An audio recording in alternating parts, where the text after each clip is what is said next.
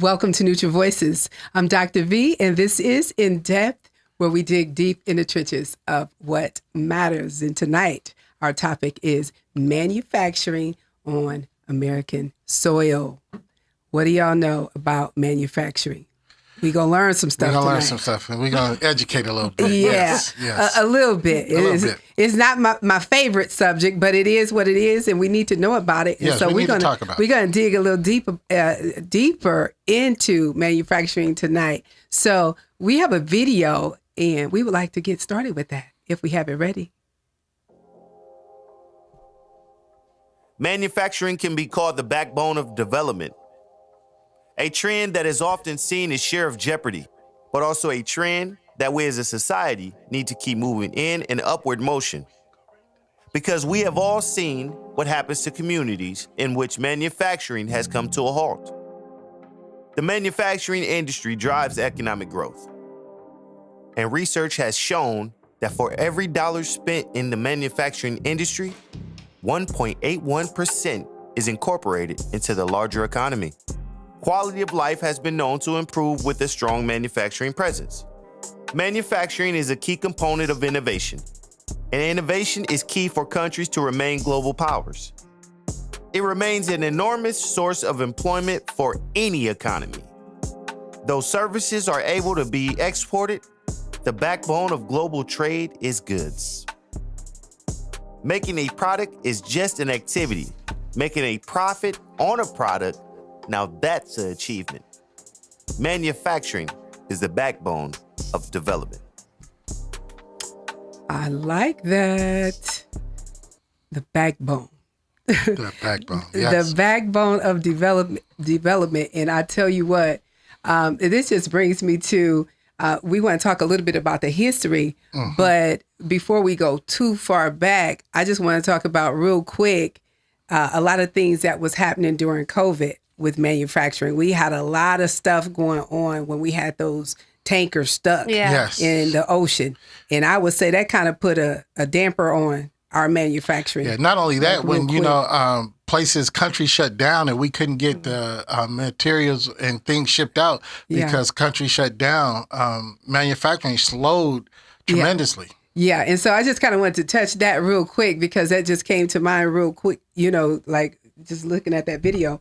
But so let's talk about the history of manufacturing, because I tell you, when I think about manufacturing, there's so many times I think about dirty work. Yeah. And I would say that's truly a myth because there's so many other things that we don't think about that's connected to manufacturing. So when we think history, let's think of Black history real quick. Madam C.J. Walker. Madam C.J. Walker. She manufactured her own product, which is hair care products. We're going to talk about Charles Patterson, which was the forerunner to the automobile industry. He was a Black man in Greenfield, Ohio. He had a car out in the manufacturing before Ford bustled up and became popular. Well, he had the real horses, didn't he? Yes. So when you talk about horsepower. Horsepower, yes. Yeah. And then we all know George Washington Carver. He manufactured a lot of things out of the peanuts. Manufacturing, as I said in the video, is making a product out of something. So, we were big in manufacturing. So that's just a little history. But a history of America manufacturing overall in the world. America was built on manufacturing after the Industrial Revolution, but we're going to bring it a little bit closer to our history. After World War II, America was the pinnacle of manufacturing and products and making products. Right. They were the pinnacle up until the late 60s, early 70s, and then that's when the competition from other countries started becoming in, and the decline of manufacturing came to us in America. Before you go any further, I'm glad you mentioned that, because actually after World War II, the United States was almost 50% of the global economy. So, I was watching something earlier where the guy, I quote him, said that we had the manufacturing base for the world, but 50% of the entire global economy. So that kind of puts it in a perspective where we were on the throne. Yeah, we were the throne. I was going to say, right. So when you say that, and I don't want to leave history too soon, one of the things that Albert Einstein said was, and I'm paraphrasing, but great crisis sometimes bring about innovation. Right. Right? Right. And so we can look at a lot of things that occurred that created other things, other opportunities. And so what do you think of when you think of that? Well, with the crisis, and I don't think it became a crisis, and I think it was a financial crisis. I think that's what led to the downfall of manufacturing in America. You know, the taxation, the people are blaming on the government and the taxation and things like that. But then at points you'll see in history where the government actually paid companies to move their companies all out of the country, out of seas, off seas. So what happened was in the 70s, China started, manufacturing more. Mexico, they found cheaper labor in Mexico. So what it was is it was the push to get more product for a cheaper price to increase their profit lines. Exactly. But but before China even got in it, because they didn't really become competition or a threat to us until like the 21st century. Yeah. So before them, we had to deal with Japan and Germany. Yes. And Japan was coming on strong with the electronics and different things. And then Germany with the BMW, so automobile industry. Yes, the steel industry, yes. And so not to mention then all of the different things that led to us closing millions or people losing millions of jobs and us closing thousands of manufacturing plants. Right. So then there's China. Yeah. You say that, and so in 10 years, so I just found some numbers, between 2010 and 2020, 5.7 million men or manufacturing people lost their jobs. So out of that, a lot of times we think, Joe Schmo lost his job to Mexico or whatever. Right. But an interesting statistic says that actually 87% of those lost jobs weren't lost to someone in Mexico or another place, because we actually eliminated 87% of those jobs because improvements were made in production. In other words, machines. 1 out of 10 jobs were lost to offshore. The rest of them were lost to technology, like you said, machines, robots, things that replaced humans. But the truth is, and you're right, Jill, but a lot of times we think that a lot of those things will eliminate jobs. Right. But there's also, situations where certain factories have robots, but they need people to operate. And so therefore it opens up another job in programming and different things. Here's one of the issues that we face in America. This is one of our greatest challenges, that we do not have enough people that's skilled, that have the right talent to fulfill certain requirements and needs at some of these manufacturing companies. And so that is one thing that we need to get back to. So as we begin to look at how do we get back to our position, then that's one thing that we can talk about. Yeah. And so, Clarence, you want to speak to that? And I think we have the people. What I think is we talked about STEM not too long ago. I think it's the systems that we need to because we have school children from generations to generations. We just need to train them. But Jill pointed out the robotics. But yes, the robotics did change it. But yes, at a time, there was a lot of jobs. Think of, NAFTA and all of these trade agreements that sent jobs from not only to Mexico, they sent them to Canada, they sent them to Thailand, they sent them here, they sent them there. Mexico is a scapegoat that we want to blame, but there were jobs that were sent all over the world in the manufacturing here, because think about it. Most of our clothes are not manufactured here in America anymore.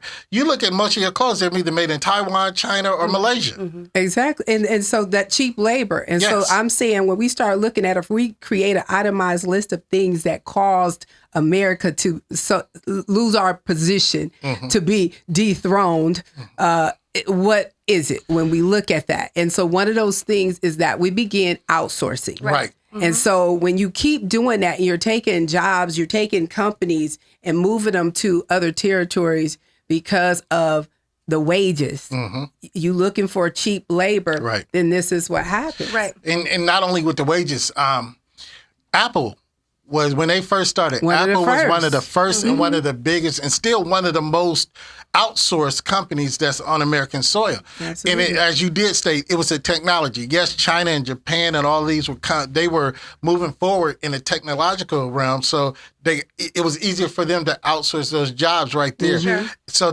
and once that started going, it was just a flow. Think about it. GE, Magnavox, all these other companies that were doing manufacturing and technological manufacturing, it was easier just to send the jobs overseas. So it was a spiral from down there. Yeah, and then there was some dirty stuff going on. I mean, when you start getting into the deficit and the tariffs and different things like that, at one point we had, like, the United States, we had an $83 billion deficit. Yes. And then that increased to $347 billion. Yes, and it's still up that high now. And exactly. And so then that caused them to do some of that dirty stuff they were doing in other countries as far as the manipulation with the currency. Yeah. So changing the value of the dollar. Yes. And so the other people been doing it forever. And so the United States said, hey, it's time for us to get in the game and play ball. We're going to really be in trouble. And so now they trying to do the same thing. And so the game has changed. So now we have to deal with all these other things going on that they would consider unfair practices. Right. The stuff we don't really know about. All we know is the end results, which high inflation, high everything else. Yes. And so, but yeah, so there's so many other reasons why we're not where we need to be. Right now, the United States is in second place when it comes to manufacturing. Yes. Next to China. Next to China. And that's pretty And bad. Russia's not too far off. And think about it. The two countries that we are in competition with or in tow with are two communist countries. And right now, think about it. And you talk about China, we're talking about China.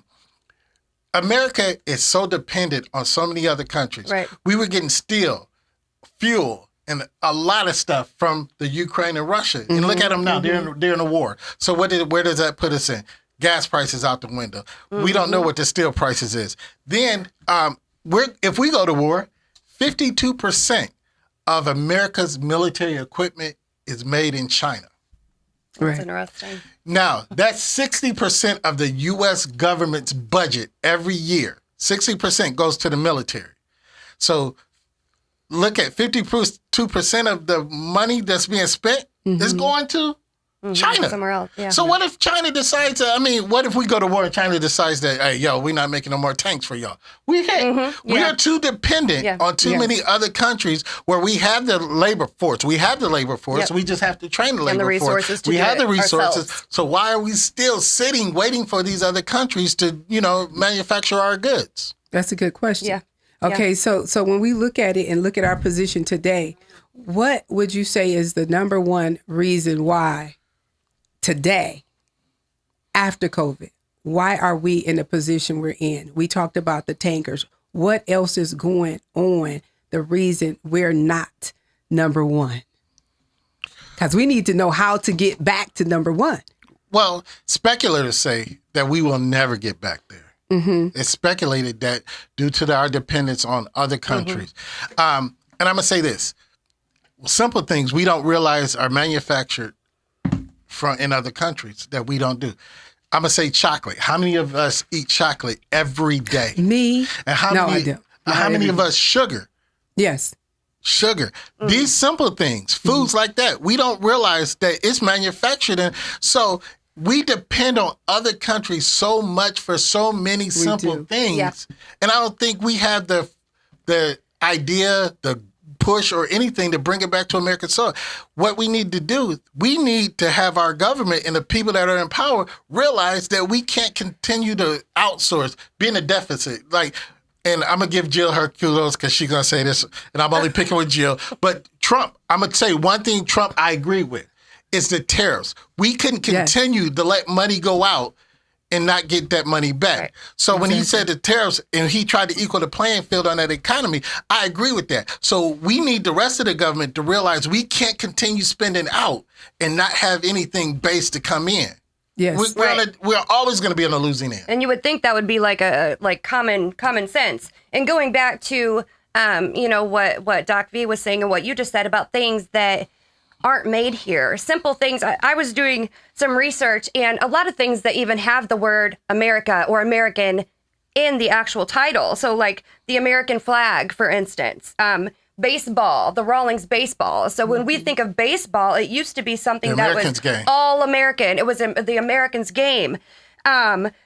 Budweiser, Levi's. So all these things that you associate, your razor, Gillette, Barbie doll, Huffy bicycles. So things that we use every single day. Yes.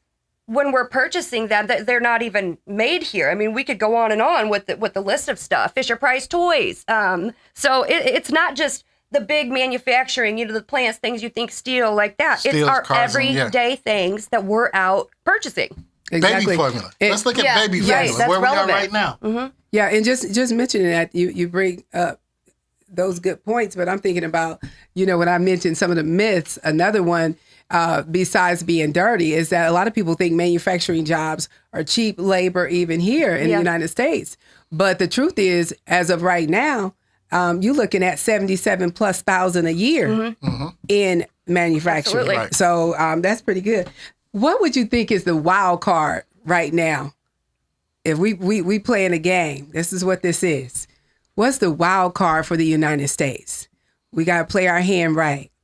And I'm going to tell you, as y'all thinking about that, what comes to mind for me is the $1 trillion, the infrastructure. So starting to build there. That's one of the things we need to do right now, today. And so I know how y'all feel about President Biden. I know how y'all feel about a lot of the decisions he made. He is not the most popular guy in the world Sure today.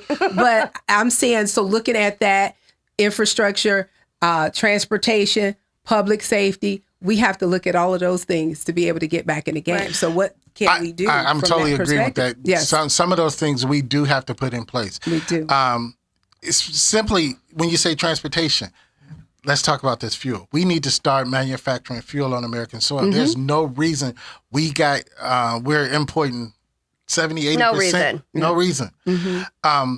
They say there's a reserve somewhere that will, stave off some of this stuff that's going on. But if we could fuel, transportation, like get back to the rail cars, get back to, the things that made America great at the time with manufacturing, transporting our things. We need to bring it back to our home. Yeah. We need to focus more on our home. Bring GM jobs back. Bring Ford jobs back. Bring the military, equipment jobs back. If you brought those contracts back to American soil, do you understand how many factories and how many jobs and how much that could bring back into the American economy and boost the American economy? The government has to decide that we're not going to play this game anymore. We're going to bring it back home and think of our own. We got to be selfish. We have to do that. And another thing we have to do is we have to be innovative. So no matter what's going on, like the one company that was working with hand sanitizers, at one point they only manufacture certain things. Right. And then after COVID, or during COVID, I should say, they began to manufacture so many other things besides the face mask and the ventilators, remember? Right. They actually... They were booming so much that they end up hiring like 500+ people just during that time. Yes. And so you did have some other manufacturing companies that was doing great business. And then look at Target. Target got innovative. They said, we got to get in the game. Target actually began to offer free tuition to certain employees. Right. I'm saying, so, if we're going to compete, we have to know how to compete. That's true. So on all levels of business and manufacturing. And I think, in a nutshell, everything you guys said, but just going back to self-sufficiency. I mean, we speak all the time about even people in our communities being too dependent on the government or too dependent on other people. So it's the same thing when we're talking about manufacturing and getting back to being self-sufficient. And like you said, there is absolutely no reason we should be in the situation that we are in with the resources that we have at our fingertips. But it's almost like that expert said, Clarence, it's almost too far gone, too far. Our dependence has well exceeded anything that we're able to bring it back. So, I mean, I kind of agree with what the expert says. Yeah. And is that's where you're going to stay, Clarence? We can't get back? Is that how we going to leave Anything's it? possible. Anything's possible. But where we are now, in the state that we work in now, we have to change our whole philosophy, our whole idea. We have to change our whole motive of operation. Yeah. We can't continue in this mode. Right. We got to deal with this supply chain pain. So, yeah, a lot of the other stuff that's going on. But if we made it here, we wouldn't have that problem. Yeah. And I agree with that. But I have confidence in, and I want to be totally optimistic about the future of America. I mean, because we are strong, we are smart, and I believe, of course, with the right leadership, I believe That's where it starts. Yes. Yeah. And, you know, I was watching a video yesterday, and there were these gentlemen that were on there. It was a video about manufacturing, because I don't know a lot about manufacturing, so I had to study. But I'm thinking about my own hometown and the RV factories, for example, that are present. So almost everybody, when they graduate high school, they go straight into an RV factory making $70, $80, $90, $100,000 a year. So the town is held up by these factories. That's why people are, you know, able to afford to go to the car dealership in town, because I'm from a very small town. So if you look at places like Detroit and Gary, this one gentleman was standing in a empty warehouse in Detroit that he said once the entire city of Detroit built their economy around. People were moving towards the factory. So just the getting back to the community aspect of it and what it did for the community, and not just the U.S. as a whole. I mean, it's detrimental to places like Gary and Detroit when these factories pull out. Yeah, Exactly. that's so true. Yes. Harvester here in Fort Yeah, Wayne. Remember locally. when Harvester left Fort Wayne? Yep. Yes. Yep. And it's too bad that when we think of manufacturing, we don't think there's so many types There's so of many levels. products. Yeah, you could go on. And so when you mentioned even George Washington Carver, and so just thinking about those products Right. and hair products and all of the things and how many people are into manufacturing. I know that even in our city, we have a lot of young entrepreneurs True. that are manufacturing their own products from the kitchen table. Right. For Yes. sure. And so it starts on all levels. And so there's so much to manufacturing. You're right. So we just wanted to touch on manufacturing a little bit in America and what we're doing and what we believe we need to do to get back to our rightful position, which is always number one. Amen. Yeah, Amen. we don't do number two. And this is Neutral Voices. Anything else y'all want to add? I think we said it, but we got Okay. to close out with always. Always. This is Protect Neutral your mind. Voices, and we believe that you should always protect your mind. Thank you for joining us. See you next time. Do you want me to show you that post for tomorrow? Do you want me to it's the one I posted about teachers.